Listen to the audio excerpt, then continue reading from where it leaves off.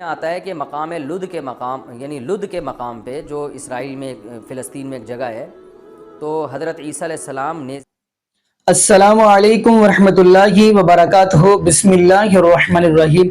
اقترب للناس حسابهم وهم فی غفلۃ معرضون۔ ناظرین، آج جو ہم گفتگو کرنے جا رہے ہیں، تو ناظرین اگر دیکھا جائے کہ اس سال بڑی ہی قیامت کی نشانی ہے جو کچھ پوری ہو رہی ہیں، تو ناظرین ان نشانیوں میں سے ایک نشانی کی ہم بات کرتے چلیں کہ آیا کہ ناظرین یہ جو دجال نکلے گا تو یہ کہاں سے نکلے گا؟ تو اس سے قبل کہ ہم یہ بات کریں، آپ کو یہ صحیح مسلم کی حدیث سنائے، تو اس سے قبل ہم آپ کو مفتی طارق مسعود حافظہ اللہ تعالیٰ کی اسی والا سے گفتگو سناتے ہیں، تو پھر انشاءاللہ اسی والا سے ایک دو احادیث ناظرین ہم بھی سنائیں گے۔ تو آئیے ناظرین مل کے ویڈیو دیکھتے ہیں۔ حضرت عیسیٰ علیہ السلام دجال کو کیسے قتل کریں گے۔ حضرت عیسیٰ، یہ دیکھو ارطغرل ڈرامے دیکھ دیکھ کے اب لوگوں کو اس قسم کے سوالات آنے شروع ہو گئے۔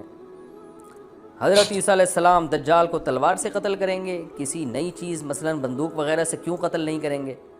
کیا دجال کے آنے سے پہلے یہ چیزیں ختم ہو جائیں گی یا کوئی اور وجہ ہوگی؟ عبداللہ محسن انڈیا سے۔ اصل میں عبداللہ محسن بھائی، آپ کو اشکال یہ ہو رہا ہے کہ حدیث میں آتا ہے کہ مقام لد کے مقام یعنی لد کے مقام پہ جو اسرائیل میں فلسطین میں ایک جگہ ہے، تو حضرت عیسیٰ علیہ السلام نیزے سے دجال کو قتل کریں گے، تو لد کے مقام میں۔ تو اس سے بہت سے لوگوں کو اشکال ہوا ہے کہ حضرت عیسیٰ علیہ السلام تو بعد میں نازل ہوں گے، وہ تو سائنسی ترقی کا دور ہوگا، نیزوں کی جنگ تھوڑی ہوگی اس وقت۔ تو اس لیے علماء نے اس حدیث کے دو جواب دیے۔ ایک تو یہ کہ نبی صلی اللہ علیہ وسلم نے نیزے کو بطور مثال کے بیان کیا ہے، کیونکہ آپ صلی اللہ علیہ وسلم اگر اس دور میں بتاتے کلاشن کوف سے، تو لوگوں کی کیا سمجھ میں آتا کلاشن کوف کیا ہوتی ہے، بم کیا ہوتا ہے، میزائل کیا ہوتا ہے۔ تو آپ نے لوگوں سے اسی زبان میں بات کی ہے جو زبان لوگ سمجھتے ہیں۔ نیزے سے مراد ہے، نیزہ نبی صلی اللہ علیہ وسلم کے دور کا اسلحہ تھا جو جنگوں میں کثرت سے استعمال ہوتا تھا۔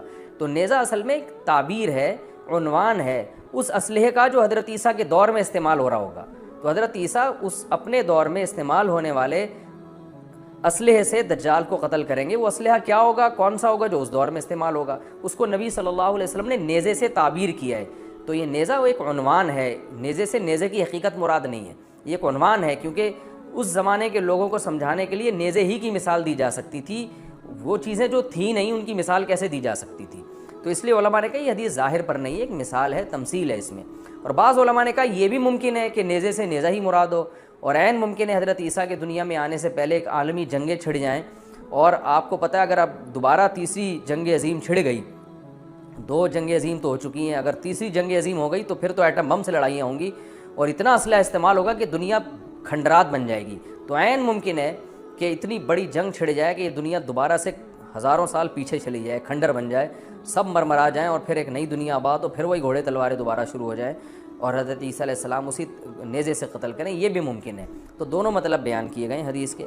تو اصل جو فوکس کرنا ہے وہ اس کو کرنا ہے کہ دجال بھی آئے گا، حضرت عیسیٰ بھی آئیں گے، اور حضرت عیسیٰ علیہ السلام کے ہاتھوں دجال کا قتل ہوگا۔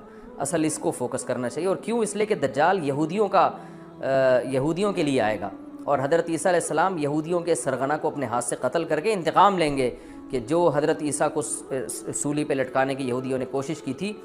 تو یہودی تو سمجھتے ہیں کہ ہم نے لٹکا دیا، مگر حضرت عیسیٰ علیہ السلام کو اللہ نے قتل ہونے سے بچایا اور اٹھا لیا، اور اللہ زمین پہ نازل کر کے اسی ان یہودیوں کے سرغنے کو قتل کروائیں گے اور بتائیں گے کہ یہ تمہارا جو خیال تھا نا کہ تم نے حضرت عیسیٰ کو قتل کر دیا، تمہارا خیال غلط تھا، بلکہ حضرت عیسیٰ انتقام لینے کے لیے نازل ہوں۔ جی ناظرین، آپ نے یہ ویڈیو ملاحظہ فرمائی مفتی طارق مسعود حافظہ اللہ تعالیٰ کی۔ تو ناظرین سب سے پہلے تو ہم یہ بات کرتے چلے کہ دجال کہاں سے نکلے گا۔ صحیح مسلم کی حدیث ہے اور 7392 نمبر حدیث ہے۔ جیسے ہی آپ اسلام 360 دیکھیں گے تو اس کے اندر بھی یہ حدیث اتنے نمبر ہی آپ کو مل جائے گی۔ تو نبی پاک صلی اللہ علیہ وسلم نے فرمایا ہے کہ جو دجال ہے یہ ایران کا ایک علاقہ ہے، اصبہان، اس میں ادھر سے یہ نکلے گا۔ اور ساتھ یہ بھی نبی پاک صلی اللہ علیہ وسلم نے فرمایا کہ 70,000 یہودی جو اس کی پیروی کریں گے۔